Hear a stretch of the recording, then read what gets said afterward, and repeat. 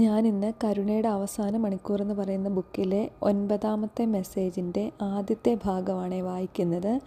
ചന്ദ്രനിലെ അടയാളം. അടുത്ത അടയാളം ചന്ദ്രനാണ്. ചന്ദ്രൻ നിങ്ങളുടെ പരിശുദ്ധ അമ്മയുടെ സഭയുടെ അടയാളമാണ്. ഇപ്പോൾ നിങ്ങൾ കാണുന്നത് സഭയുടെ അന്ത്യനാളുകളാണ്. ഞാൻ അവളെ എങ്ങനെ സ്ഥാപിച്ചുവോ അവൾ അങ്ങനെ അല്ലാതായി തീർന്നു കഴിഞ്ഞു. അവൾ അഹന്തയിലേക്കും പൊങ്ങച്ചത്തിലേക്കും മാറിക്കഴിഞ്ഞു. കരുണയും സഹിഷ്ണുതയും അവശേഷിക്കുന്നില്ല.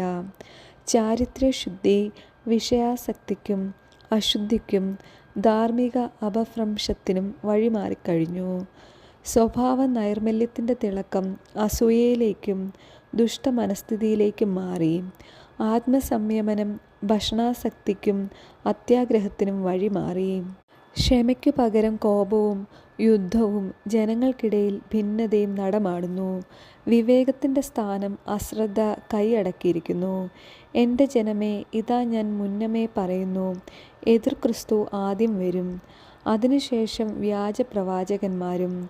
അവർ കഴിയുമെങ്കിൽ തെരഞ്ഞെടുക്കപ്പെട്ടവരെ പോലും വഴിതെറ്റിക്കാൻ പാകത്തിലുള്ള വലിയ അടയാളങ്ങളും അത്ഭുതങ്ങളും പ്രവർത്തിക്കും.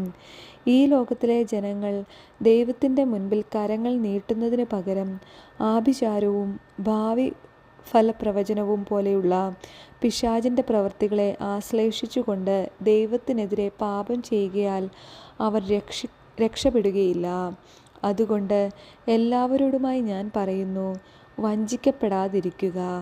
നിങ്ങളുടെ വിശ്വാസവും ശരണവും എന്നിലും ദൈവത്തിലും അർപ്പിക്കുക. ഈ മെസ്സേജിൻ്റെ സെക്കൻഡ് പാർട്ട് ഞാൻ അടുത്ത വീഡിയോ ആയിട്ട് ചെയ്യാവേ.